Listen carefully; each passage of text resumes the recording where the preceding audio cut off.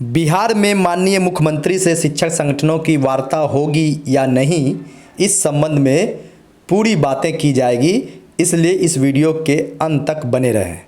आपको पता है, आपको ही नहीं बिहार की जनता को भी पता चल गया था कि 11 जुलाई 2023 को बिहार की राजधानी पटना में मानसून सत्र के दौरान बिहार के लाखों लाख शिक्षकों ने प्रदर्शन किया।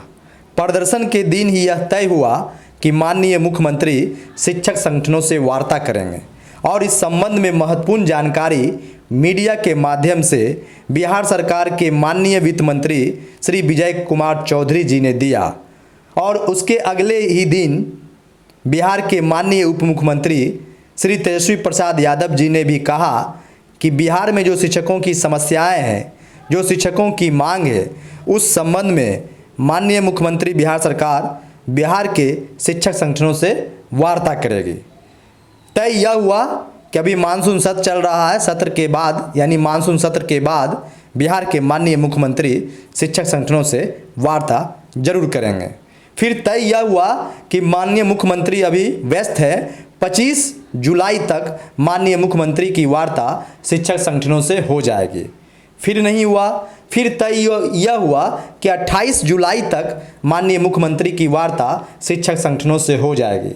लगातार शिक्षक संगठनों में आशाओं का जो सब्र है वो टूटता जा रहा है। शिक्षक संगठन इस बीच अपनी गलत बयानबाजी से भी जो है, शिक्षक संगठनों की जो गलत बयानबाजी है उससे भी कहीं ना कहीं समस्या उत्पन्न हुई है। माननीय मुख्यमंत्री वार्ता करेंगे या नहीं करेंगे, इस संबंध में इस वीडियो में ही आगे स्पष्ट हो जाएगा कि बिहार के शिक्षक संगठनों की वार्ता माननीय मुख्यमंत्री से होगी या नहीं। वार्ता के अलावे क्या हो रहा है, 11 जुलाई 2023 तक क्या हुआ, इस बात से बिहार के शिक्षक अवगत है। लेकिन उसके बाद क्या हो रहा है, यह बेहद गोपनीय ढंग से किया जा रहा है। शिक्षक संगठन भी खुलकर बिहार के शिक्षकों को संबोधित नहीं कर रहे हैं और बिहार सरकार के माननीय भी जो है, चाहे वो माननीय अधिकारी हो, चाहे वो माननीय मंत्री हो, शिक्षकों की समस्याओं पर बोलने से बचते दिख रहे हैं। कुछ भी स्पष्ट नहीं दिख रहा। इस बीच बिहार में हजारों शिक्षक इसलिए निलंबित हो गए क्योंकि उन्होंने 11 जुलाई 2023 को बिहार की राजधानी पटना में हुए शांतिपूर्ण प्रदर्शन में भाग लिया। अब यह बताइए कि बिहार में लोकतंत्र और संविधान की आत्मा कहाँ मर गई है। अब इस बात को जानिए कि क्या बिहार में धरना प्रदर्शन में शामिल होना गुनाह है, अपराध है, और यदि यह पहले बता दिया जाता तो जो आज शिक्षक निलंबित है शायद वे निलंबित नहीं होते और सरकार की फरमान को, अपने आका की फरमान को समझकर यह तय कर लेते हैं कि हमें अपने बाल बच्चों के पेट को देखना है, उनके ज़िंदगी को देखना है, उनके भविष्य को देखना है, और जो वेतन मिल रहा है उसी में कष्टमय ज़िंदगी के रूप में अपनी ज़िंदगी को गुजार देना है। क्योंकि अल्प वेतन भोगी वाले शिक्षकों की यह उम्मीद थी कि सरकार से कुछ रहम मिलेगी, कुछ भीख मिलेगी, कुछ हमारे जीवन में सुधार होगा। कहा जाता है शिक्षक राष्ट्र निर्माता है, लेकिन शिक्षकों पर जो चीज़ें जो सरकार की तरफ से, अधिकारियों की तरफ से किया जा रहा है वो पूरे बिहार में सिर्फ शिक्षकों पर ही किया जा रहा है। सारे विभागों के रवैयों को देखिए तो यह पता चलेगा कि शिक्षा विभाग से भी ज़्यादा खराब और भी विभाग के रवैया है। लेकिन उन रवैयों को ठीक करने वाला कोई नहीं है, उनको प्रकाशित करने वाला कोई नहीं है। लेकिन शिक्षकों के साथ, राष्ट्र निर्माताओं के साथ जो आज हो रहा है वो कहीं न कहीं लोकतंत्र संविधान में विश्वास रखने वालों की उम्मीदें टूट रही है, उनका विश्वास टूट रहा है। आम शिक्षकों को जो निलंबित किया जा रहा है सिर्फ धरना प्रदर्शन में शामिल होने के कारण, यह कहीं से उचित नहीं है। और सरकार जो झूठे वादे कह करके सरकार बना लेती है और धरना प्रदर्शन में लाखों शिक्षकों को दिग्भ्रमित कर देती है और फिर अपने वादे से मुकर जाती है, यह कितना सही है बिहार की जनता आने वाले चुनाव में जरूर तय करेगी।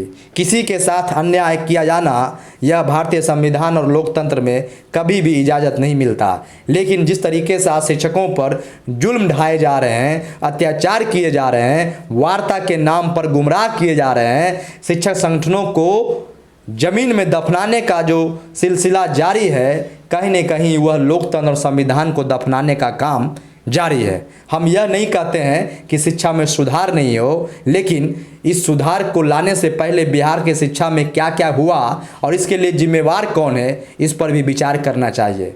बिगाड़ने का काम 1 सेकंड में हो सकता है, लेकिन बनाने का काम हजारों लाखों सेकंड में भी नहीं हो पाता है। इस बात को समझने की जरूरत है। बिहार की शिक्षा व्यवस्था को सुधारने के लिए इससे पहले यह जानना होगा कि यह बिगड़ा कैसे और कितने दिनों में बिगड़ा है और बिगड़ने के पीछे जिम्मेवार लोग कौन है और सिस्टम उस समय कहाँ थी। और जो लोग आज 1 दिन में 1 सेकंड में सुधार करने की बात करते हैं, चाबुक दिखाकर, बंदूक दिखाकर, कलम दिखाकर, तानाशाही दिखाकर जो सुधार करने की बात की जा रही है, उनको इस बात को समझना होगा कि शिक्षा विभाग में और शिक्षा क्षेत्र में तानाशाही से और बंदूक से और तेज कलम की धार से, तलवार की धार से सुधार नहीं होती। शिक्षा का जो रूपरेखा है, जो सुधार की रूपरेखा है, वो बखूबी समझा जा सकता है कि यह दिलो दिमाग से होती है। दिल की गहराई की जो आत्मा की समझ होती है, उससे होती है। एक जिम्मेवार शिक्षक हर परिस्थिति में अपने बच्चों के भविष्य को कभी भी उलझने नहीं देते हैं। सरकार कहीं भी हो, शिक्षक अपने बच्चों को बेहतर शिक्षा देने के लिए हर जरूरी कोशिश करते हैं। लेकिन सरकार की कोशिश पिछले वर्षों से कितनी रही है, किस तरह शिक्षा को बर्बाद किया गया है, किस तरह सरकारी स्कूलों को इस रास्ते पर लाया गया है, और आज जो है उसी रास्ते को ठीक करने के लिए वर्षों की बिगड़ी हुई चीज़ को बस मिनटों में सुधारने की कोशिश की जा रही है, जो संभव नहीं है।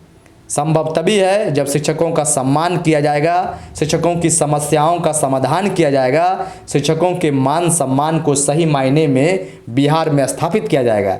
जिस तरीके से आज शिक्षकों को जलील किया जा रहा है, 5 से 10 मिनट के लिए जिस तरीके से शिक्षकों को जान गंवाने के लिए मजबूर किया जा रहा है, यह शिक्षा में सुधार के लिए नहीं, बल्कि शिक्षा व्यवस्था में अराजकता लाने की कोशिश की जा रही है। लेकिन शिक्षक इस बात को बखूबी समझते हैं कि उनका काम पढ़ाने का है, उनका काम बेहतर शिक्षा देने का है, और वो हर परिस्थिति में बिहार के बच्चों को बेहतर शिक्षा देते रहे हैं। तभी आज जो सुधार दिख रहा है, वो विषम परिस्थितियों में भी सुधार बिहार के बच्चों में दिखती रही है। बिहार के बच्चे IAS, IPS, डॉक्टर, इंजीनियर तमाम वो पदों पे पहुंच रहे हैं। कारण यही है कि बिहार के शिक्षक अपनी जिम्मेवारी को बखूबी निभाते रहे हैं। उन्हें बदनाम करने से, उन्हें तकलीफ पहुंचाने से यदि सिस्टम को सुख मिलता है तो शिक्षक को कोई गुरेज नहीं है। लेकिन शिक्षकों का जो हक है, जो उनका अधिकार है, उसे बिहार सरकार को पूरा करना चाहिए।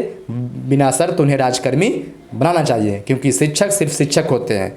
ऐसे में बिहार की शिक्षा व्यवस्था को पटरी पर लाने के लिए जो कोशिश हो रही है, उसका स्वागत किया जा रहा है शिक्षक समाज की ओर से, तमाम लोगों की ओर से। लेकिन सरकार को इस बात को मानना होगा कि शिक्षकों की जो समस्या है, उसे दूर किए बिना परिणाम बेहतर लगातार नहीं मिल सकते हैं। क्योंकि हर आदमी का परिवार होता है, तो शिक्षक का भी परिवार होता है, जो शिक्षक के सुख सुविधा और उनके द्वारा पाए गए वेतन पर निर्भर करता है। बहुत बहुत धन्यवाद, बहुत बहुत नमस्कार।